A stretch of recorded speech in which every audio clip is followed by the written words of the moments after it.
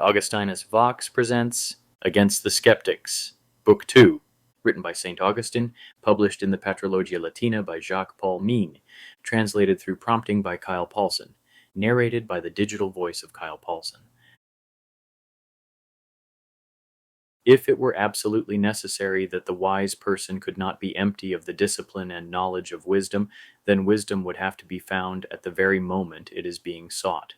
In that case, every charge or stubbornness or hard-headedness of the academics, or as I sometimes think, their outlook suited to their era, would have been buried along with that era itself and with the bodies of Carneades and Cicero.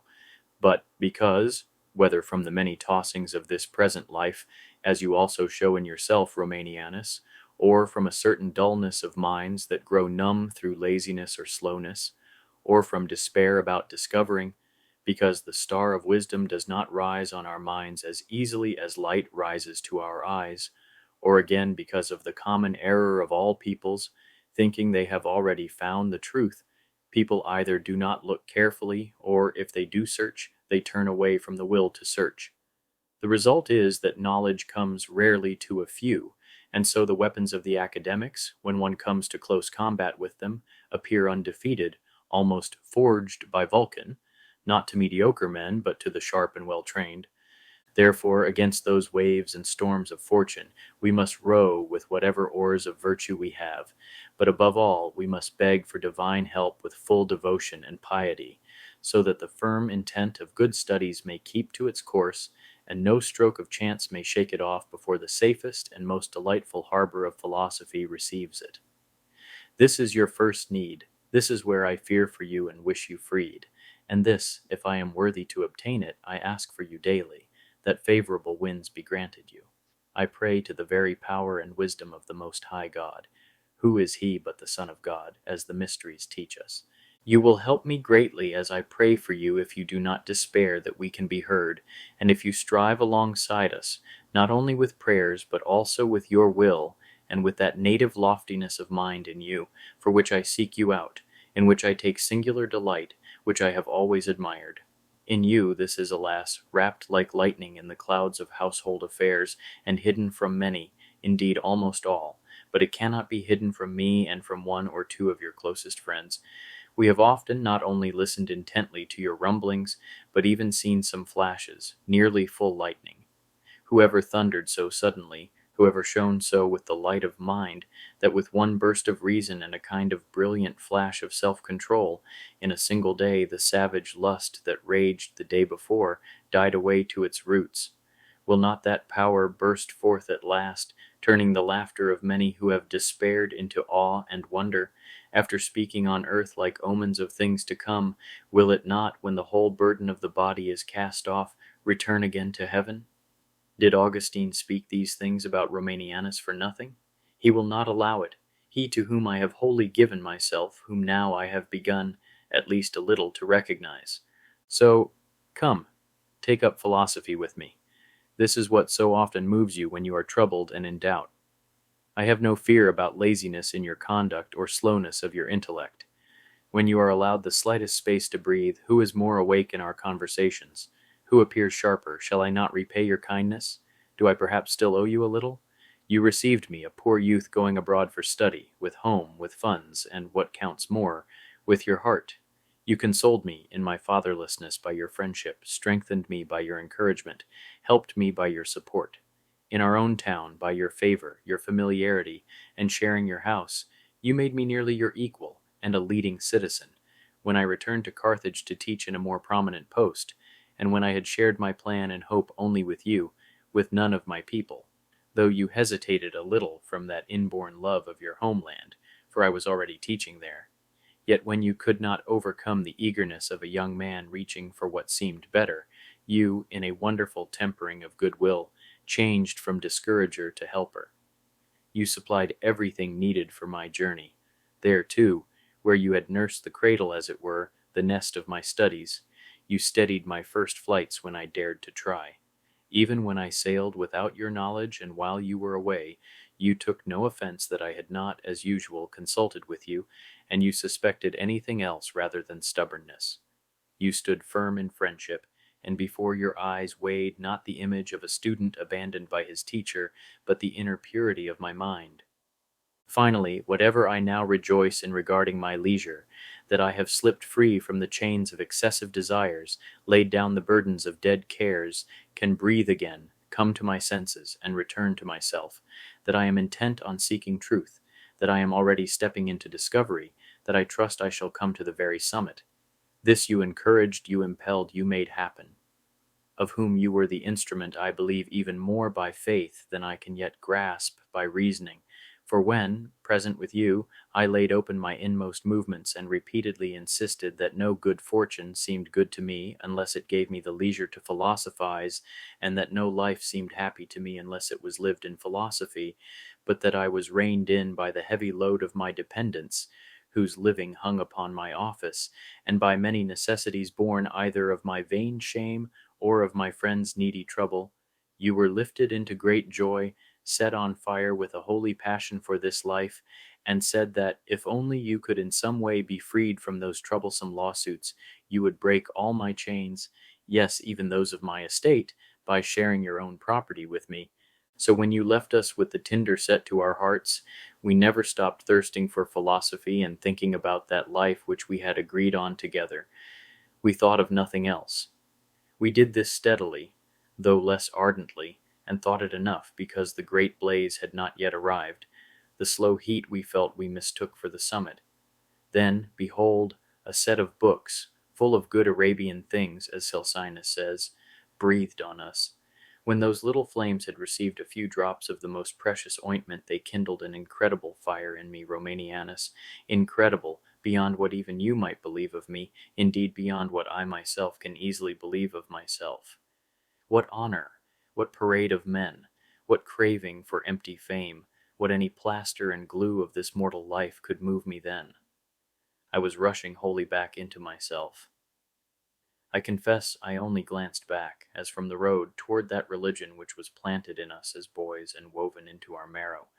But the truth itself was pulling me to itself without my knowing it, and so, staggering, hurrying, hesitating, I seized upon the Apostle Paul. Surely, I said, these men could not have done such things, nor lived as it's plain they lived, if their writings and reasons were opposed to so great a good. I read him through, intently and carefully.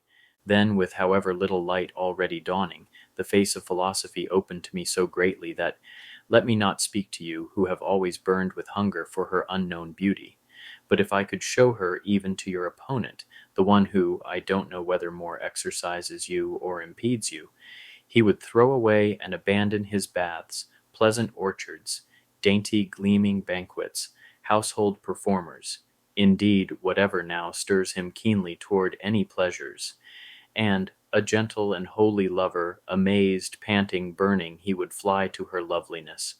For he has, let us admit it, a certain grace of soul, or rather a seed of grace, trying to break out into true beauty, though it sprouts crookedly and deformed among the roughness of vices and the thickets of false opinions.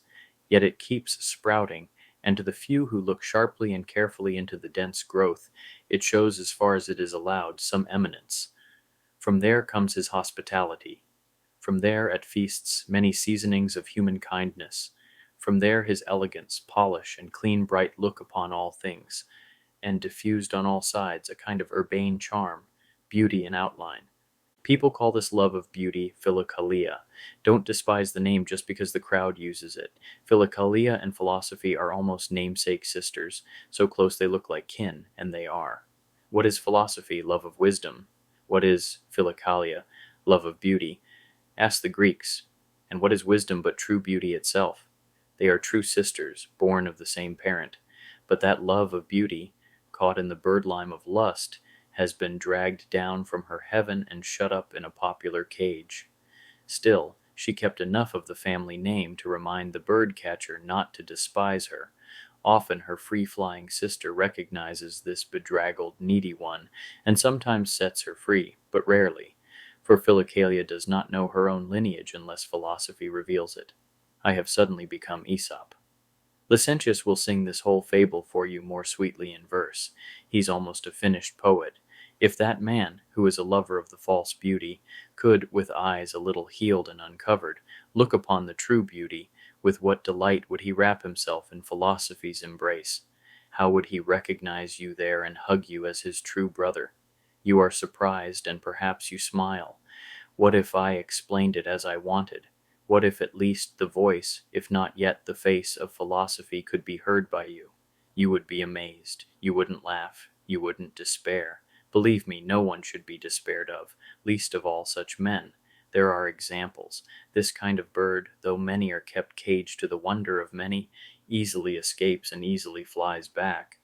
But let's return to us. Let us, Romanianus, philosophize.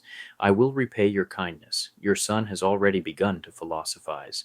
I hold him back so that, first trained by the necessary disciplines, he may rise stronger and sturdier. As for you, if I know you well, I only wish you free air. Don't fear being a beginner in those disciplines. What shall I say of your natural gifts? Would that they were not so rare in people as they are certain in you. Two faults remain, obstacles to finding truth, that I do not much fear in you, but I still fear that you may either despise yourself and despair of finding, or else think you have already found. If the first is in you, this debate may help remove it. You have often been angry at the academics, more sharply because you were less trained, but more gladly because you were drawn by love of truth. And so now, with you as supporter, I will take on Alypius, and I will easily persuade you of what I want. Persuade you, however, only to what is plausible. For you will not see the truth itself unless you enter wholly into philosophy. As for the other obstacle, that perhaps you presume you found something, though you left us still seeking and doubting, yet if any superstition has rolled back into your mind, it will surely be cast out, either when I send you some debate of ours about religion, or when in person I talk much with you. Right now I do nothing but purge myself of vain and harmful opinions. So I do not doubt that I am better off than you, except for one thing where I envy your fortune, that you alone enjoy my Lucilianus. Or do you envy me because I called him mine? But what did I say except yours and everyone's who are truly one with us? As for easing my longing for him, what should I beg from you? Beg yourself on my behalf as much as you know you owe. But now to you both I say, be careful not to think you know anything except what you have learned so surely as you know that 1, 2, 3, and 4 together make 10. Also be careful not to believe that in philosophy truth cannot be known, or cannot be known in any such sure way. Believe me, or rather believe the one who said, "Seek and you will find," that knowledge is not to be despaired of, and will become more manifest than those numbers. Now let us come to the point. I already fear that this beginning will run beyond measure, and measure is surely divine. But when it leads sweetly, it can deceive. I shall be more cautious when I have become wise. After the earlier conversation that we put into the first book, we were idle from disputation for about 7 days, while we reviewed only 3 books of Virgil after the first, just as the timing seemed to fit. By that work, Licentius was so inflamed for poetry that I thought I should somewhat restrain him. He was not willing to be called off to anything from this focus. At last, to take up again the academic question we had postponed, and especially as I praised as much as I could the light of philosophy, he came not unwillingly, and by chance the day had shone so clear that nothing seemed more fitting than to clear our minds as well. So we rose earlier than usual from bed and did a little business with the farm folk because the moment required it. Then Alypius said, "Before I hear you debating the academics, let that conversation of yours, finished in my absence, be read to me, otherwise I cannot, since that gave rise to this dispute, listen to you without either going astray, or at least struggling." When this was done, and we saw that almost the whole morning had been used up in it, we set out to return from the fields, which had received us walking, to the house. Licentius said, "Please before lunch briefly go back over and set out the whole academic position, so that nothing escape me that might help my side." I said, "I will, and the more gladly because when a man thinks on such matters, he tends to eat lightly." He said, "Don't be so sure. I have noticed that many, and especially my father, eat the more heartily the more their cares are heavy, and you yourself haven't found me so absorbed with meters that my table is free of my care." I often marvel at this. Why do we crave food more persistently when our mind is set on something else? And why, when our hands and teeth are busy, does the mind become imperious? Better, I said, that you hear what you asked about the academics, lest I allow you, while turning over your meters, not only to eat without measure, but also to wander in our questions. If I hide anything on my side, Alypius will expose it. Alypius said, I'll need your good faith, for if we must fear that you might hide something, it would be hard for me to detect it. From the very one from whom, as anyone who knows me knows, I learned these things, especially since, in revealing the truth, you will consult not your victory, but your own soul.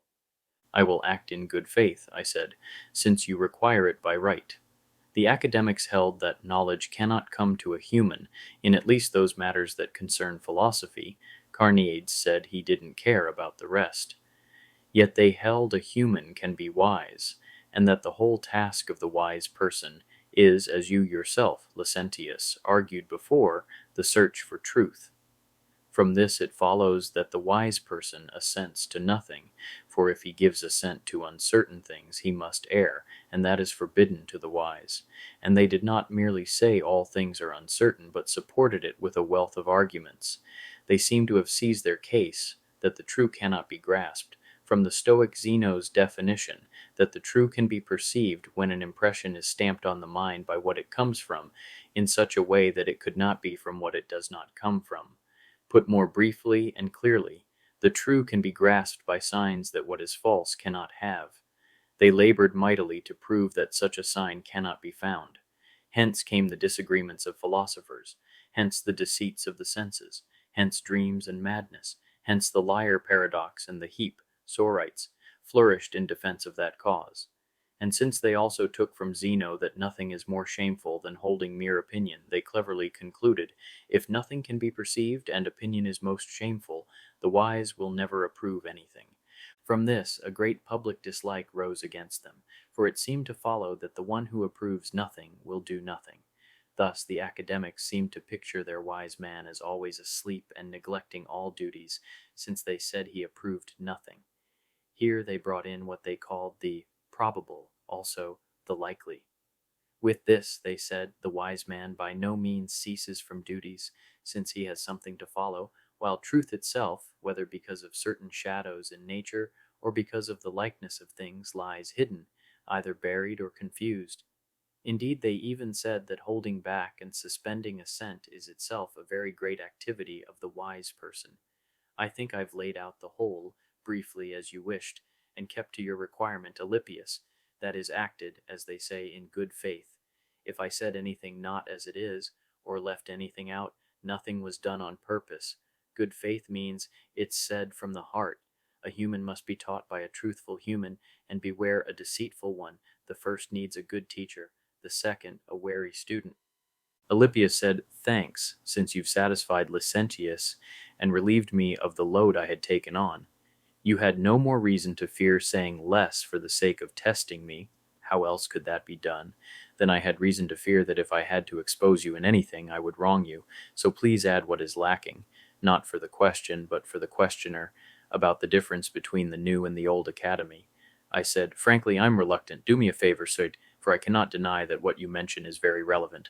And, while I rest a little, work out these names at home and explain the cause of the new academy.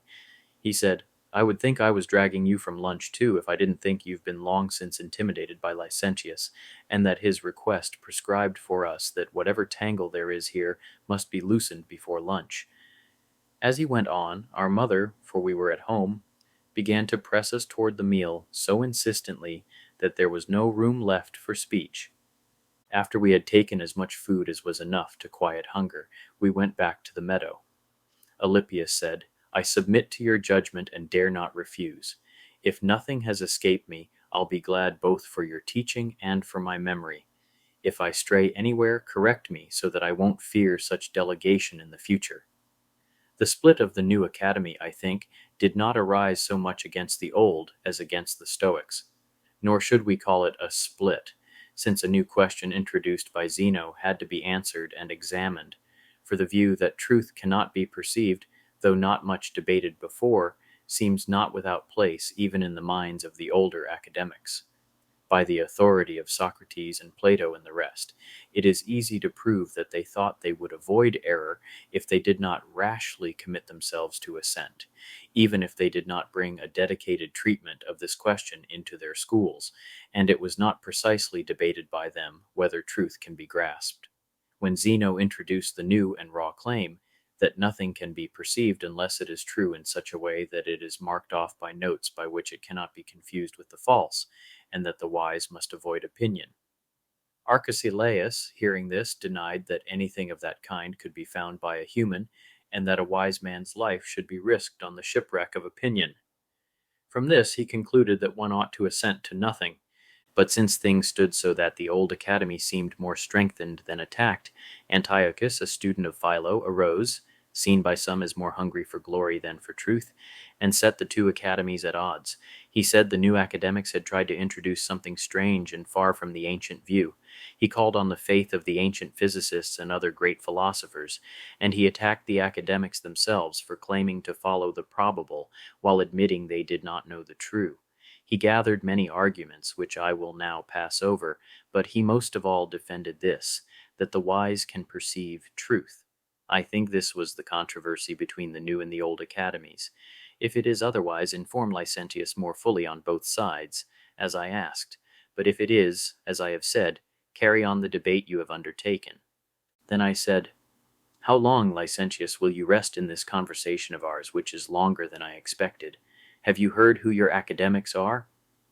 He smiled modestly, and somewhat shaken by this address, said, I regret insisting so strongly against Tragedius that the happy life consists in the search for truth. This question troubles me so that I'm almost miserable, and you, if you have any kindness, must think me to be pitied. But why torture myself foolishly? Why should I be afraid, supported by the great goodness of my cause? I will yield to nothing but the truth.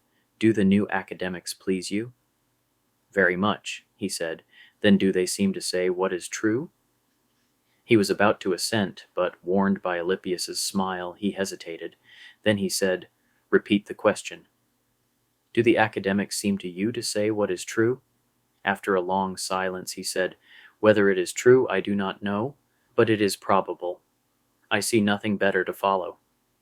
You know, I said, that they also call probable the like to truth, the verisimilar? So it seems, he said, therefore the academic's position is like the truth. Yes, he said. Now please pay closer attention. If someone should say that your brother looks like your father, but he does not know your father himself, would he not seem to you insane or foolish? He was silent a good while, then said, I don't think that is absurd. When I began to reply, he said, Please wait a little. Then, smiling, he said, Tell me, are you already certain of your victory? Let me be certain, I said.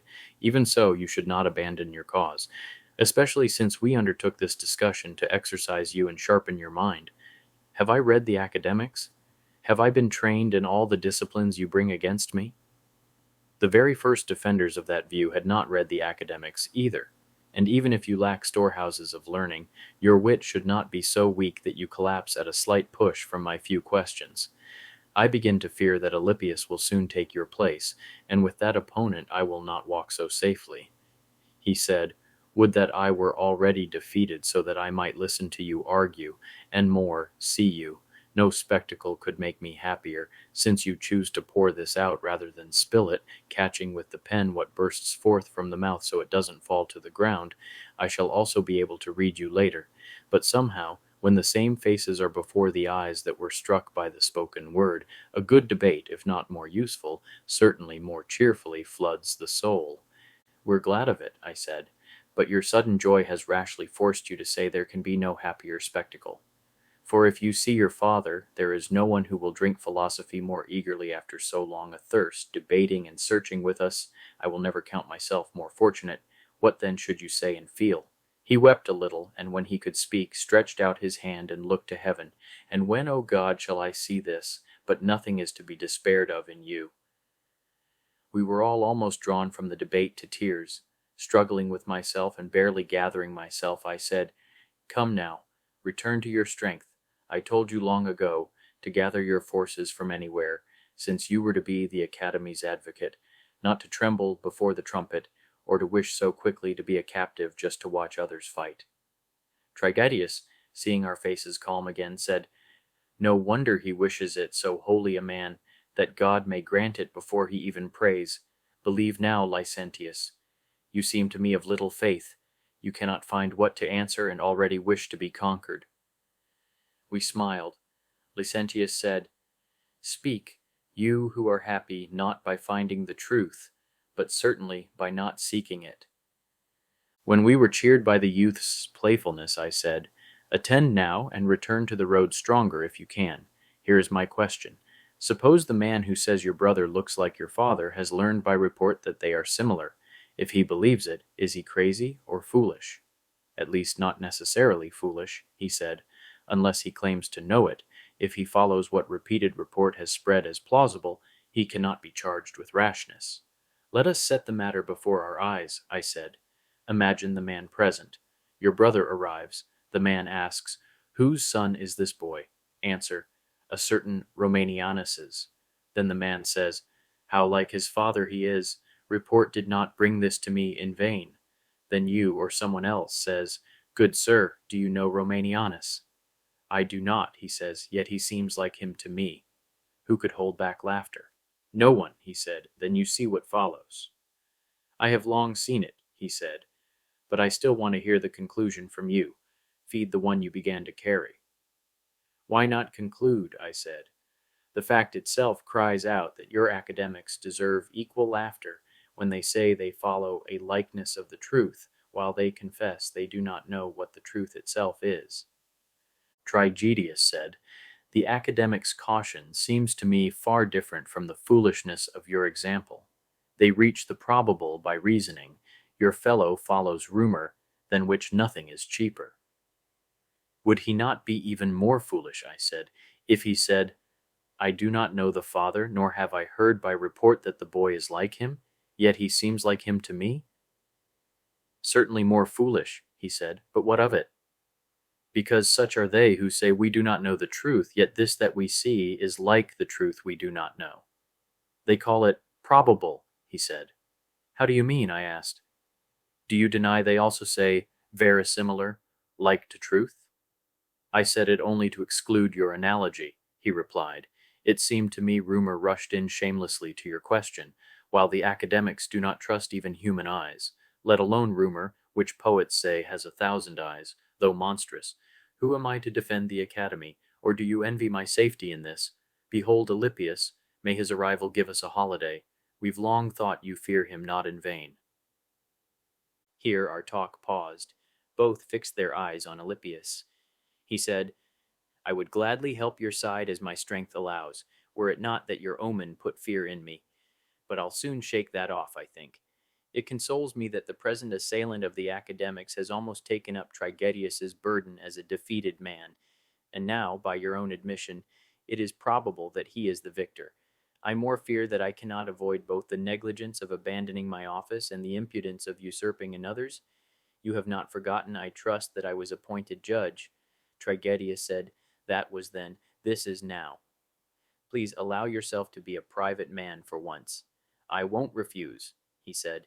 "Better that than, trying to avoid impudence or negligence, I fall into pride, than which nothing is more monstrous, by holding longer than you permit the honor you gave me. So," he continued, "explain to me, good accuser of the academics, your office, on whose behalf do you attack them? I fear that, refuting the academics, you may wish to prove yourself an academic." I said, "You know well there are, as it were, two kinds of accusers. Not every accuser has someone he defends, as Cicero said most modestly. He was an accuser of Verus in such a way as to be a defender of the Sicilians. Do I at least have anything firmly settled?" "Easy to answer," I said, "especially since the question is not sudden for me. I have long turned this over in my mind. Hear me, Alypius, and you likely know this already. I do not want a dispute undertaken merely for disputing's sake. It was enough that we toyed with the youths, where philosophy, as it were, played gladly with us. So let children's tales be put away. This is about our life, our morals, our soul, one who presumes to overcome the enmities of every deception, and, having grasped the truth, to return, as it were, to the land of his birth, triumphing over the lusts, and thus taking temperance as his wife, to rule, then to return more safely to heaven. Do you see what I mean? Away, then, with all this. Arms must be made sharp for the man. I have never desired anything less than for new strife to arise among those who have lived and talked much together. But because memory is a treacherous keeper of inventions, I wanted what we often treat among ourselves to be committed to writing, so that the youths might learn to attend to such matters and try to tackle and undergo them. So, you see, I have nothing certain I hold yet, but I am hindered from seeking it by the academics' arguments and debates. They have somehow made it probable, to keep their word in my mind, that a human cannot find the truth. From this I became slow and lazy. I did not dare to seek what such sharp and learned men could not find. Unless I persuade myself more strongly that the truth can be found than they persuaded themselves that it cannot, I will not dare to seek, and I have nothing to defend. So remove that inquiry, please, and let us rather examine with all the keenness we can whether truth can be found. On my side, I seem already to have much with which I try to press against the academics' reasoning. For the moment, there is no difference between them and me except this. To them it seemed probable that truth cannot be found. To me it seems probable that it can. Ignorance of the truth, if they pretended, belongs to me alone, or else it is common to both of us. Alypius said, "Now I walk with confidence. You will be not so much an accuser as a helper. So that we don't wander far, let us see first whether, in this question, where I seem to have succeeded to those who yielded to you, we may fall into a quarrel over words, something we often admitted, at your urging from Tully's authority, to be most shameful. When Licentius said he liked the academics' doctrine of probability, you added, and he surely agreed, whether he knew that they also called it verisimilar. I know well, since I know these things from you, that you are not a stranger to the academics' tenets. Why then chase words? Believe me, I said, this is no skirmish about words, but a great quarrel about the things themselves. Those men were not the sort who did not know how to put names to things. Rather, they seem to me to have chosen these words in order both to hide their view from the slower and to reveal it to the more alert. Why and how it seems so to me I will explain, after I first sift those points which, spoken by them, people take to be hostile to human knowledge. I am glad we have brought today's talk this far, so that it's clear what we're asking. Those men were weighty and prudent.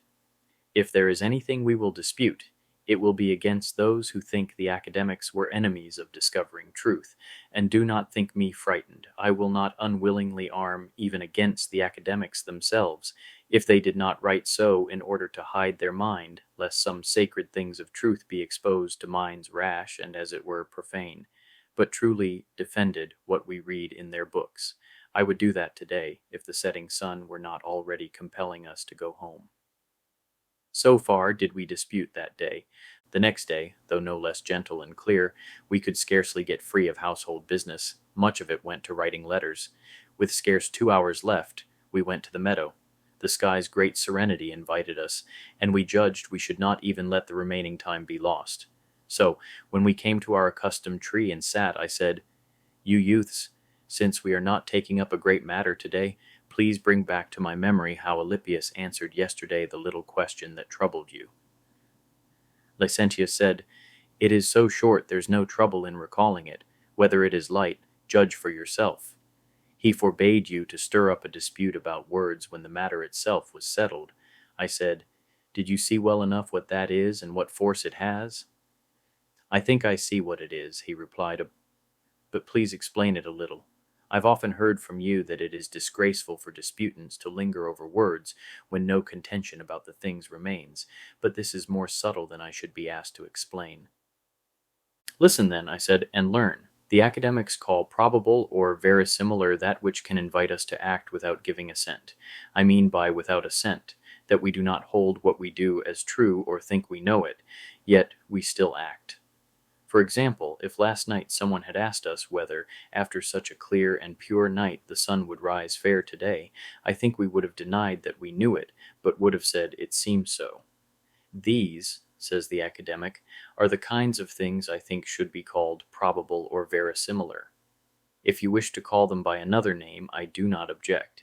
It is enough for me that you now rightly understand what I mean, that is, to what things I apply these names, for it befits the wise person not to be a crafter of vocabulary, but a seeker of things. Have you understood how those playful jabs I tossed at you have been knocked from my hands? When both said they understood, and by their faces asked for my answer, I said, "What do you think?